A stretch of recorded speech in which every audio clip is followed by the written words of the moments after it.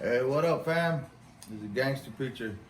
All right, so last week we finished from my book "From the Streets to the Throne" by Isaiah Blancas, available on Amazon, which is my autobiography book. We finished chapters 1 through 3. So today we're gonna be reading chapters 4, 5, and 6. Family of God, just gonna kind of break stuff down for you.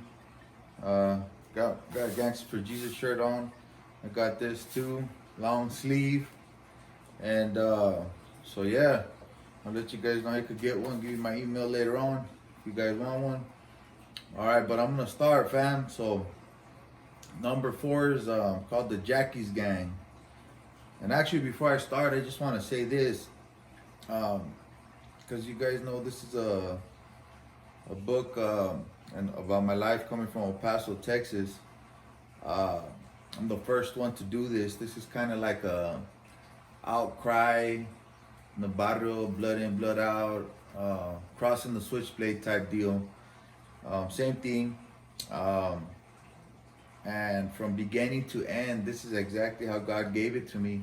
So that's why I'm kind of doing like a commentary on it as I go through it. Just that way you guys could kind of have like an in-depth look at my life in the book. You know what I'm saying? And how I got saved and how God touched my life later on. Stuff is gonna get crazier and crazier for a little bit, but yeah, that's how it was, man. So all right, so I'm gonna start reading from chapter 4, fam. And it says here, the Jackie's gang was totally different. They always beat us up to see if we were down to be a part. Sometimes they would beat you up for months, sometimes years, just to see if you had what it took to be part of their gang.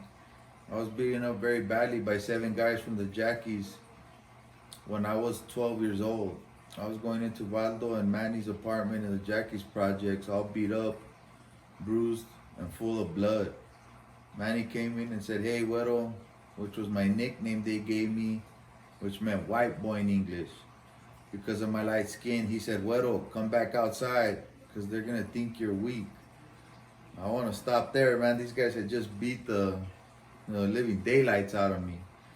And in my head, I thought, man, they're gonna say this little homie's down or whatever. But now he came in saying all that, so I'm gonna keep reading. It says, I said, "What? They just beat the hell out of me. I'm hurt. I ain't weak. I went outside anyway. There must have been 25 to 35 of us that night hanging around. I got beat up by the most feared ones, but I do remember going back out and standing my ground. At least that's what I thought in my head. And it didn't stop there. They beat me up multiple times for a few years until I was a full-fledged PBJ Westside local gang member. I remember the other kids my age getting beat up and then actually moving from the projects. The older guys would laugh and call them rucas, which means girls. One of them got beat up by my homeboy Coco. And it was so bad that his teeth had been knocked out and his gums torn open. He had to get stitches on his gums. That's how it was for me at 13 years old. Fish, Valdo Cruz, and I were the first ones to be part of the Jackie's gang at our age. Many others started getting in. Now, I'm gonna stop there real quick because normally it's customary when you live that lifestyle, and I just break stuff like this down because a lot of you guys have not lived the lifestyle. So usually you get jumped in once, and then you're considered to be part of the gang. You might have fights with other gang members or friends or stuff like that, but you just get beat up and jumped in once. That was not a normal occurrence where I came from. In Jackie's, they beat you up, years, until you were, finally part of the gang, So I'm gonna keep reading. We were already in a pretty big gang, but we started growing and getting even bigger. I was always on the streets because I was not wanted at home. The PVJ gang became my family. I'm gonna stop there again because a lot of people don't understand how a gang, and when they see stuff like this on TV, how could that be a family? People that beat each other up and do all this crazy stuff and stuff like that. But when you grow up in the lifestyle I grew up in and a lot of my homeboys grew up in, that's the only family that we had. You know what I mean? So a lot of youngsters and kids join gangs because they want to feel love. It might be a distorted love or a crazy kind of love, but it's still love nonetheless. You know, at least that's how we feel growing up in this lifestyle. And I'm gonna keep going. We were closer than blood brothers. I was big time into drugs and going in and out of the detention home. My friends were doing the exact same things the old school homeboys were doing before us. Stealing, doing drugs, spray painting walls. Our nicknames were all over the walls.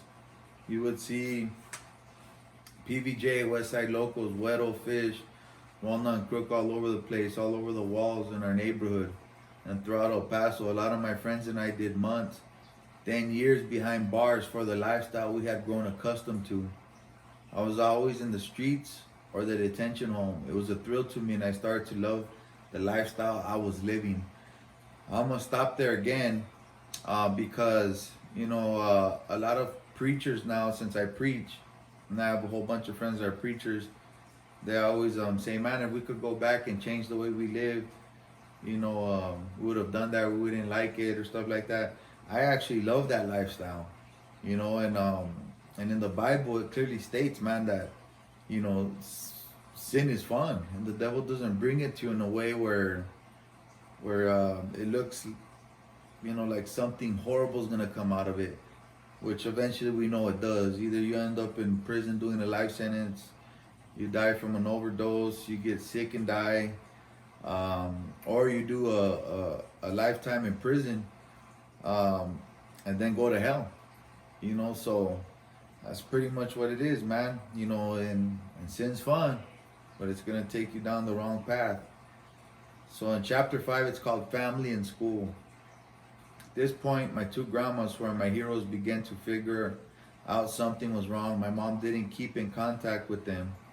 My grandma from California, Rachel, actually found out where I was hanging around and would go to a Jackie's project, sometimes even at night, to try to find me. This was not safe at all. And a lot of my homeboys would rob anyone at any time. But from what I understood, she would give them my name, and since they knew me and I was part of the gang, they would leave her alone. And you know, I don't want to say this, man, it wasn't safe for someone like my grandma to be going through there. A lot, if there was any other gang members or people walking through or stuff like that, we usually rip them off, and we would not let them walk through our territory, period, no matter who it was. And so it was a very unsafe place, especially for a grandma.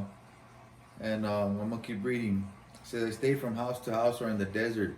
She looked for me for months until she finally found me. When I saw my beautiful grandma, she hugged me and told me she had been looking for me for a while. She explained how she flew in from California just for me. It brought back some good memories. I always loved my grandma. I remember that she read Cat in the Hat stories to me and made me breakfast before school. When my parents were still in my life, she used to give me money and take me and some of my friends out to eat. Now in this next verse, what I was talking about when I wrote it is when she went to the Jackie's projects for us and all that, the next day she even went out and did some stuff, and I won't put it here. She even bought us some brand new Dickie pants.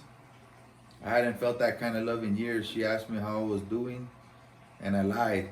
I said I was okay. I was embarrassed to tell her how things went at home with my mom.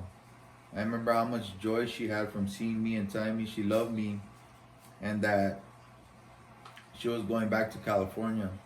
My El Paso grandma, Rosemary, also started looking for me and eventually got custody of me. So I ended up moving to the east side of El Paso. I had a place to stay at again in my grandma's mobile home with my grandma, Rosemary, and my grandpa. Man, I was messed up. I had become calloused around my heart, and I knew that they saw that.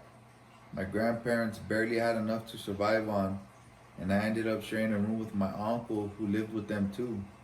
This is the uncle whose wife left with my dad to California. We were poor. Grandma always cooked beans and burned the beans. The smoke alarm would go off, and my grandma would yell my grandpa's name, saying she burnt the beans again. And I remember, I'm gonna stop there. I remember that's what we had to eat, man. You know, my grandma and all them, you know, they were poor. And I remember in Spanish, she would say, "Ay, Juan, quemé los frijoles," which means I burnt the beans again. You know, and that was just a normal occurrence. I'm gonna keep reading.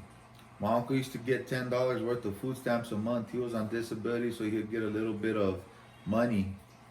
He smoked and still smokes to this day like a train. And I'm talking about cigarettes. I remember him buying us beer or green Mickey's malt liquor bottles, and boy did we have a good time drinking them. He would buy sardines that came in canned metal containers, and when he would take them out to eat with me, it was as if I was eating a ribeye steak. And I'm gonna stop there, and it's true, man. I know a lot of people, probably haven't even tried those. For you guys who haven't out there, they really ain't that great. But back then, before I started getting into, I guess, worse crime and worse criminal activities and stuff like that, where I started making money, for me, that was a ribeye steak, man. Sardines came in a can, especially if they came with hot sauce or something inside of them. I thought they were great back then, as a kid. I started seeing my family a lot more. My uncles and aunts and cousins were coming around. My uncles lived in some projects on the east side of El Paso. One of them had just got out of prison. My other uncles were old school gang members from the V&E gang on the northeast side of El Paso, which is a bad neighborhood. When I stayed with them, I'd see more drugs than I ever had. Even rooms full of marijuana bricks stacked to the ceiling. They would give me quarter pounds of weed for free. I thought I was the coolest kid because of who I was becoming and because I got free drugs. And that's not normal for a little kid to be carrying around large amounts of drugs like that, but it was normal for me and a lot of my homeboys. I'm gonna keep reading. My uncle spray painted V&E, their street gang, really big on a rock wall and that other gang's territory. And you don't do that. It's considered disrespect and usually starts a gang war.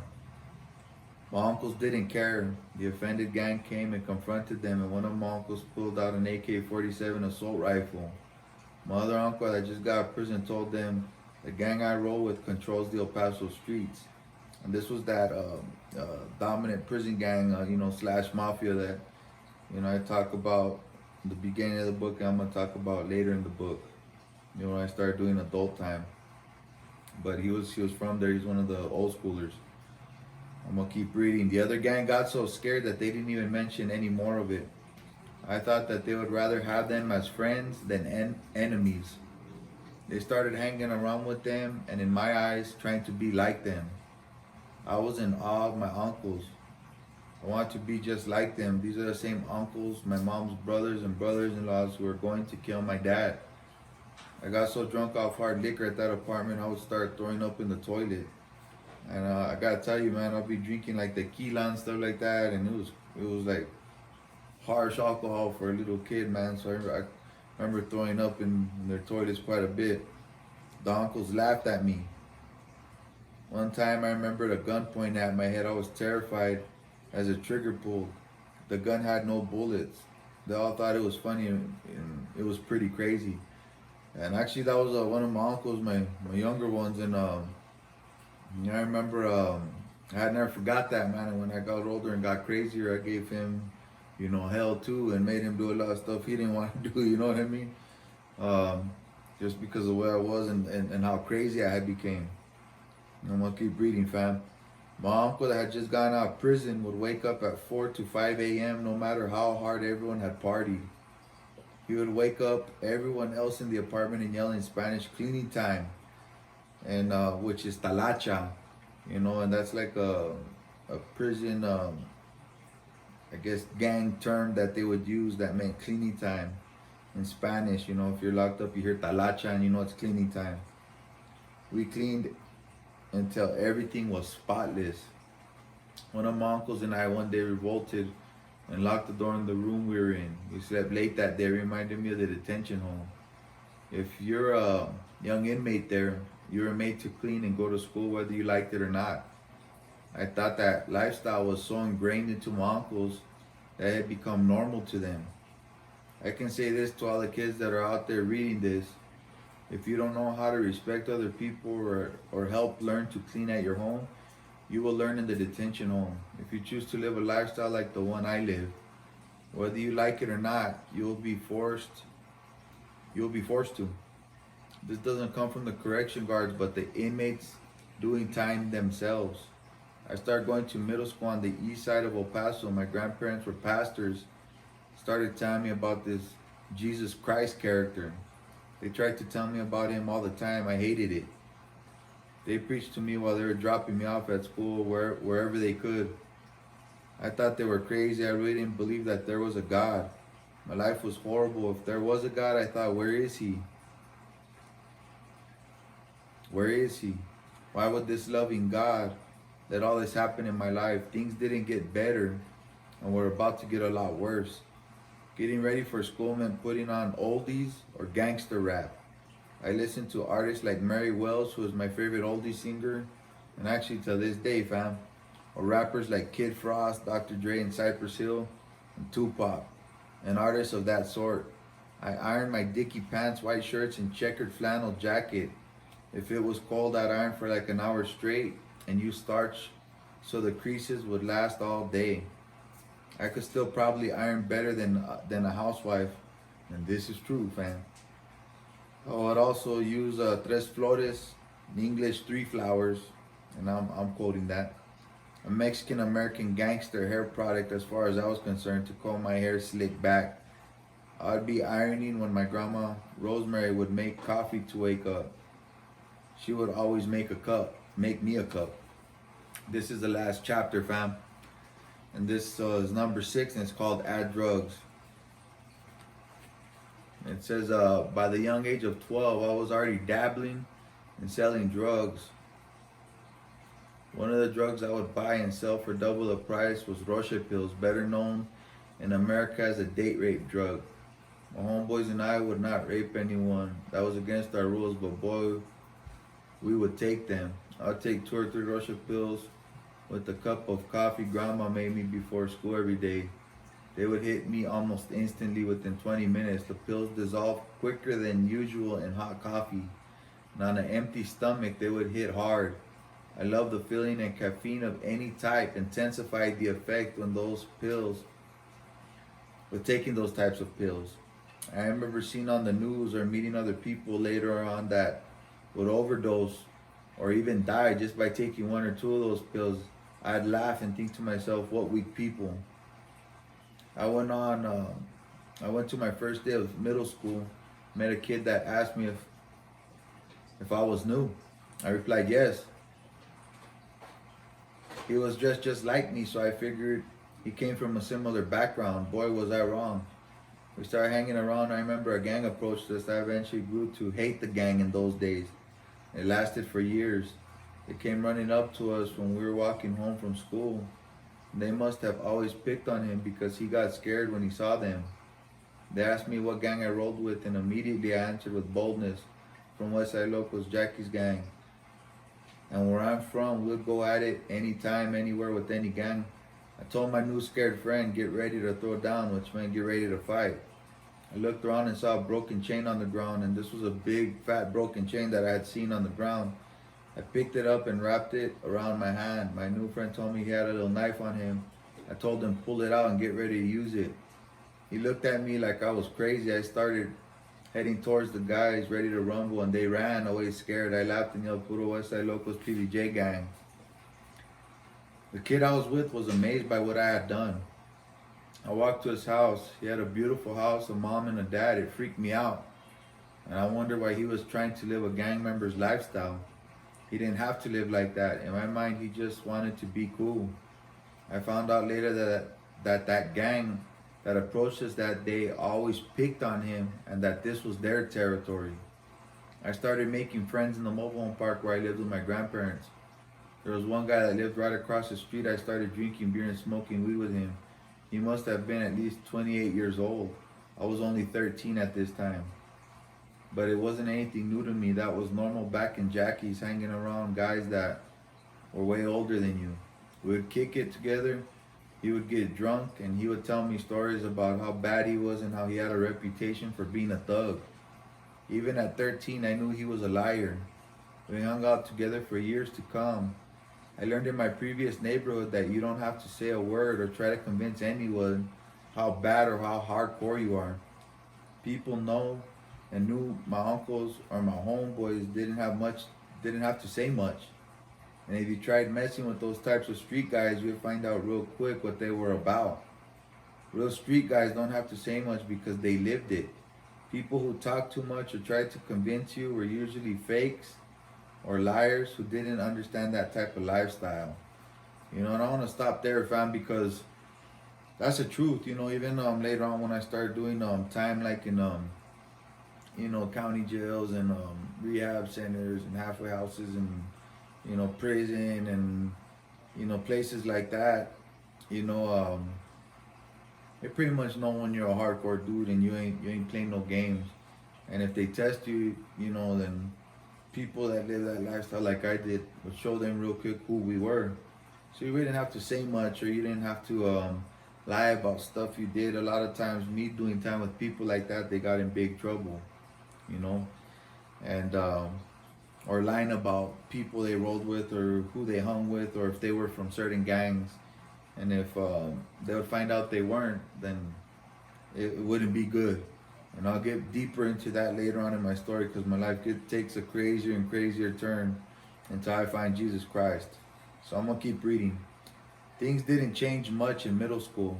I was always in trouble, always doing drugs, and I started beating guys up from the East Side gang that had hit me up and tried to scare me.